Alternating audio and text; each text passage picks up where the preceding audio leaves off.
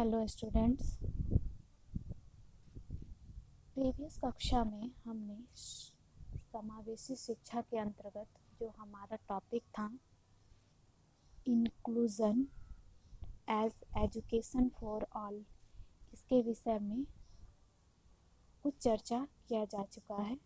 आज के इस कक्षा में हम इसे थोड़ा डिटेल में पढ़ने जा रहे हैं, जहां हमने समावेशी शिक्षा के अंतर्गत इंक्लूज़न के प्रोसेस के बारे में आप सभी को बताया था। तो इस इंक्लूज़न के प्रोसेस के अंतर्गत ही एजुकेशन फॉर ऑल की बातें कही गई थी। Education for all that means सभी बच्चों के लिए शिक्षा व्यवस्था की बात की गई थी। इसके अंतर्गत राष्ट्रीय तथा अंतर्राष्ट्रीय स्तर पर सम्मेलनों का आयोजन किया गया था, जिसमें सभी के लिए शिक्षा पत्र की घोषणा की गई थी। और सभी के लिए शिक्षा पत्र के अंतर्गत जो आपका बताया गया था शाला मांग का स्टेटमेंट और विशेष शिक्षण पर कार्य योजना। शाला मांग के अंतर्गत इसके अंतर्गत भी कुछ बिंदुओं पर चर्चा किया गया था इस स्टेटमेंट के अंतर्गत। इसके अंतर्गत स्कूल में सभी बच्चों को समावेशित किया जाना चाहिए और उनकी शारीरिक और बौद्धिक, भावात्मक, सामाजिक, वाचिक या अन्य दशाएं कैसी भी हो, तो स्कूलों में और जैसे सभी बच्चों को सामान्य बच्चों के साथ साथ विशिष्ट बच्चों का भी समावेशन किया जाना चाहिए था। इसके साथ ही साथ इसमें बताया गया था समावेशित दिशा निर्देश युक्त सामान्य स्कूल भेदभाव पूर्ण दृष्टिकोणों से निपटने के लिए सबसे प्रभावशाली माध्यम है। ऐसे समावेशित समाज की रचना करें जो सबको अपना एवं सबके लिए शिक्षा का लक्ष्य पा सके। समावेशित शिक्षा के अंतर्गत ये बातें भी कही गई थी कि दोनों बच्चे में किसी प्रकार का कोई भेदभाव नहीं किया जाना चाहिए तथा सामान्य बच्चों के साथ साथ विशिष्ट बच्चों के भी शिक्षा की व्यवस्था की जानी चाहिए तथा दोनों बच्चे जो है शिक्षा के सामान्य लक्ष्य को पा सके। आज जो है शाला मांग का स्टेटमेंट में और भी बातें कही गई है, उसके विषय में चर्चा करेंगे। शाला मांग का स्टेटमेंट के अनुसार कहा गया है, फर्स्ट जो हमारा है, शिक्षा सभी बच्चों का अधिकार होना चाहिए।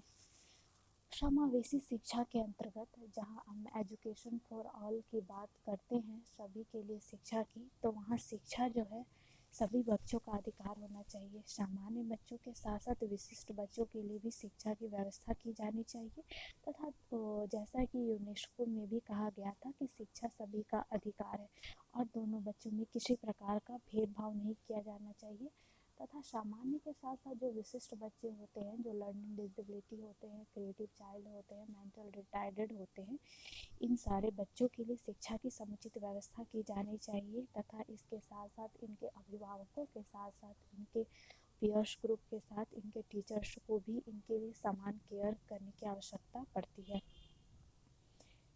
सेकंड जो हमारा है, सभी बच्चों में अपनी विशिष्ट विशेषता, सामर्थ्य एवं सीखने की आवश्यकता है। जैसा देखा जाता है कि सभी बच्चों में इंडिविजुअल डिफरेंसेस पाया जाता है, तो सभी बच्चे अपने आप में अनोखा होते हैं, तो कि बच्चे में किसी प्रकार का कोई भेदभाव नहीं किया जाना चाहिए तथा जैसे सामान्य बच्चों को हम ट्रीटमेंट देते हैं उसी प्रकार हम विशिष्ट बच्चों के लिए भी शिक्षा की व्यवस्था करते हैं तथा ऐसे बच्चों को भी सीखने की सामर्थ्यता तथा सीखने की भी आवश्यकता होती है। ऐसे बच्चे भी कुछ कर पाने में पूरी तरह से सक्षम होते हैं, लेकिन प्रॉपर गाइडेंस के द्वारा वो और भी अच्छे से आगे बढ़ सकते हैं और यह गाइडेंस इनके फैमिली से लेकर इनके पीयर्स ग्रुप तथा शिक्षकों के द्वारा भी समय समय पर दी जानी चाहिए।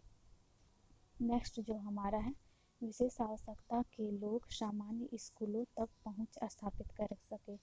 विशेष आवश्यकता वाले जो बच्चे हैं, विशिष्ट बच्चे हैं, वो भी समावेशित शिक्षा के अंतर्गत ऐसे बच्चों का भी समावेशन किया जाता है। तो ऐसे बच्चों के लिए भी सामान्य स्कूलों तक, सामान्य स्कूल मैंने जैसे सामान्य बच्चों के लिए जो स्कूल्स की व्यवस्था की जाती है, तो ऐसे स्कूलों में भी विशिष्ट बच्चों को पहुंचने की पूरी प्रकार से व्यवस्था की जानी चाहिए। नेक्स्ट है हमारा सामान्य स्कूल समावेशित सदाचार के साथ भेदभाव पूर्ण नजरिए से आगे आकर समावेशित समाज का निर्माण करें जिससे सभी के लिए शिक्षा के लक्ष्य की प्राप्ति किया जा सके। जैसा सामान्य स्कूलों में देखा जाता है सामान्य बच्चों की ही पढ़ाई लिखाई होती है, लेकिन जहाँ हम समावेशन के अंतर्गत बात करते हैं तो सामान्य स्कूलों में विशिष्ट बच्चों का भी समावेशन किया जाता है। तो समावेशित के अंतर्गत ऐसे बच्चों से किसी प्रकार का कोई भेदभाव, किसी प्रकार का कोई ऐसा नज़रिया नहीं होना चाहिए बच्चों के प्रति कि वे अपने आप को हीन भावना या दूसरे बच्चों से अपने आप को कम समझ सके। तो ऐसे सभी बच्चों के लिए समुचित शिक्षा की व्यवस्था की जानी चाहिए तथा उन्हें शिक्षा के समान अवसर मिले तथा वो शिक्षा के जो भी लक्ष्य है, गोल्स है, उसको वो अचीव कर सके। नेक्स्ट है हमारा स्कूलों का बहुत्व बच्चों को उनकी क्षमता के अनुसार प्रभावशाली शिक्षा देनी चाहिए। ऐसे स्कूलों का बहुत्व होना चाहिए जिसमें बच्चों को उसकी एबिलिटी के अनुसार, उसके इंटरेस्ट के अकॉर्डिंग उन्हें प्रभावशाली इफ़ेक्टिव एजुकेशन देना चाहिए। सामान्य बच्चों को जब एजुकेशन दिया जाता है तो उन्हें कुछ पढ़ाई में ऐसे इफ़ेक्टिव टीचिंग की व्यवस्था की जाती है ताकि वे बच्चे अच्छे से सीख पाते हैं। लेकिन जब हम सामान्य बच्चों के साथ साथ विशिष्ट बच्चों की भी शिक्षा व्यवस्था करते हैं तो ऐसे बच्चों के लिए भी पूरी तरह से इफ़ेक्टिव टीचिंग, उसके करिकुलम, उसके अकॉर्डिंग ध्यान में रखना चाहिए। पढ़ाई के साथ साथ उन्हें पढ़ाई में ऐसा एक्टिविटी करवाना चाहिए जिससे बच्चों को मतलब इंटरेस्ट जाग सके। तो इसलिए हमें सामान्य बच्चों के साथ साथ विशिष्ट बच्चों के भी प्रभावशाली शिक्षण की समुचित व्यवस्था की जानी चाहिए। सालामांका कथन में सभी सरकारों से निम्नलिखित के लिए बुलाया गया था। फर्स्ट है, इसके अंतर्गत सभी की शिक्षा के लिए समुचित शिक्षा की बातें कही गई थी। तो इसके अंतर्गत हमारा फर्स्ट है, शिक्षा व्यवस्था को समावेशित बनाने की सबसे अधिक प्राथमिकता दी जाए। सेकंड है हमारा, समावेशित शिक्षा के सिद्धांतों को अधिनियम अथवा नीति के रूप में स्वीकार किया जाए। थर्ड है, निरूपण परियोजनाओं का विकास किया जाए तथा विभिन्न देशों के समावेशित स्कूलों में आदान प्रदान को बढ़ावा दिया जाए। नेक्स्ट है, विकलांगों के लिए बनाए जा रहे कार्यक्रमों एवं नीतियों में उनके लिए कार्य कर रहे संगठनों, विकलांगजनों एवं उनके माता पिता को सम्मिलित किया जाए। नेक्स्ट है, शीघ्र पहचान एवं शीघ्र हस्तक्षेप की युक्तियां पर अधिक ध्यान दिया जाए। नेक्स्ट है, समावेशित शिक्षा के व्यावसायिक आयाम पर अधिक निवेश किया जाए। नेक्स्ट है, पर्याप्त शिक्षण कार्यक्रम को सुनिश्चित किया जाए। जो सालामांका स्टेटमेंट के अंतर्गत बताया गया था कि सभी जो सामान्य बच्चे के साथ साथ विशिष्ट बच्चों को भी समावेशित विद्यालय में प्राथमिकता देनी चाहिए, उनके लिए भी शिक्षण व्यवस्था को समुचित प्राथमिकता देनी चाहिए और उनके ऐसे बच्चों के लिए भी नियमों, सिद्धांतों, नीति को स्वीकार किया जाना चाहिए। इनके लिए ऐसे सामान्य विद्यालयों में ऐसे परियोजनाओं का विकास किया जाना चाहिए समावेशित स्कूलों में, ताकि ऐसे बच्चों का समुचित विकास हो सके तथा उन्हें विभिन्न देशों के समावेशित स्कूलों में आदान प्रदान को बढ़ावा दिया जाना चाहिए। वो एक ही देश के ही स्कूलों में नहीं, साथ ही साथ वो विभिन्न देशों में जाकर वह अपनी समुचित शिक्षा ग्रहण कर सकते हैं। वह जहाँ देखा जाता है कि सामान्य के साथ साथ विशिष्ट बच्चे की भी पढ़ाई होती है, तो यहाँ जिस प्रकार अपने देश में समान शिक्षा की व्यवस्था होती है, उसी प्रकार वो विशिष्ट सालामांका कथन के अनुसार कि ऐसे बच्चे अपने देश के साथ साथ दूसरे देश में भी जाकर शिक्षा ग्रहण कर सकते हैं, उन्हें किसी प्रकार का कोई रोक टोक की व्यवस्था न की जाए। ऐसे विकलांग बच्चों के लिए कार्यक्रम एवं नीतियों में उनके लिए कार्य कर रहे संगठनों, विकलांग एवं उनके माता पिता को सम्मिलित किया जाना चाहिए। विकलांग कार्य योजनाओं का जब निर्माण किया जाता है तो उनके माता पिताओं को भी उनमें सम्मिलित किया जाना चाहिए, ताकि जो ऐसे बच्चे होते हैं उन्हें अभिभावकों का भी पूरा सपोर्ट मिलना चाहिए। उनमें किसी प्रकार का ऐसे बच्चों में भेदभाव नहीं होना चाहिए। तो जहाँ हम सालामांका कथन के अनुसार ही ये सारी बातें कही गई है, साथ ही साथ शीघ्र पहचान एवं शीघ्र हस्तक्षेप की युक्तियाँ पर अधिक ध्यान दिया जाए।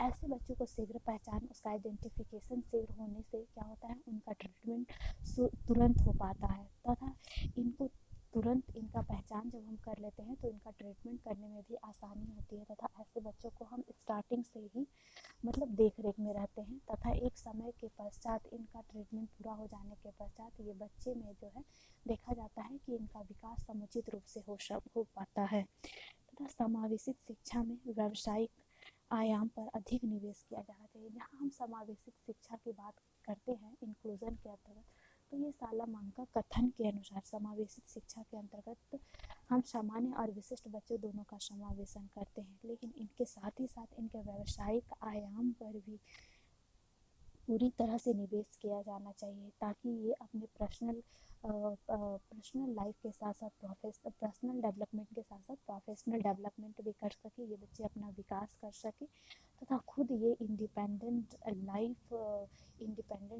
को जी सके, तथा किसी पर डिपेंड ना हो सके और आगे बढ़ सके। और ऐसे बच्चों को आगे बढ़ने के लिए हर संभव शिक्षक, माता पिता, उनके अभिभावकों के द्वारा समुचित व्यवस्था की जानी चाहिए। नेक्स्ट जो बताया गया था, पर्याप्त शिक्षण कार्यक्रम को सुनिश्चित किया जाना चाहिए। शिक्षक शिक्षण कार्यक्रम के अंतर्गत टीचर ट्रेनिंग, जो शिक्षक होते हैं इनके लिए जो प्रॉपर जो शिक्षक होते हैं उनको भी ऐसे बच्चों के प्रॉपर केयर के लिए, उनके शिक्षण व्यवस्था के लिए और उनके विकास के लिए समुचित व्यवस्था की जानी चाहिए। उनके लिए भी प्रशिक्षण कार्यक्रम का आयोजन किया जाना चाहिए, ताकि वो ऐसे बच्चों को उनके लिए समुचित टीचिंग मेथड के साथ साथ जो उनका एक्टिविटी होता है, को करिकुलर एक्टिविटी भी ऑर्गेनाइज कराना चाहिए उनके अकॉर्डिंग जो उनका करिकुलम होता है, और ऐसे बच्चों को सीखने सिखाने का जो क्रम होता है, तो ऐसे शिक्षकों को पूरी तरह से प्रशिक्षण दिया जाना चाहिए। और उनमें किसी प्रकार का कोई ऐसे बच्चों को ऐसे शिक्षकों को जब हम प्रशिक्षण देते हैं तो वह पूरी तरह से देखा जाता है कि वह विशिष्ट बच्चों को अच्छे से पढ़ा पाते हैं, उनका केयर कर पाते हैं, तथा उनकी जो भी मेन है, जो उनकी जो समस्याएं हैं, उन समस्याओं का वह सही प्रकार से समाधान कर सकते हैं। समस्याओं का समाधान करने के साथ साथ वो समुचित शिक्षा व्यवस्था में ऐसे बच्चों के विकास का अवसर को आगे बढ़ा सकते हैं, तथा विकास के संपूर्ण मार्ग को आगे बढ़ने में कारगर हो सकते हैं। आज के लिए इतना ही। Thank you very much.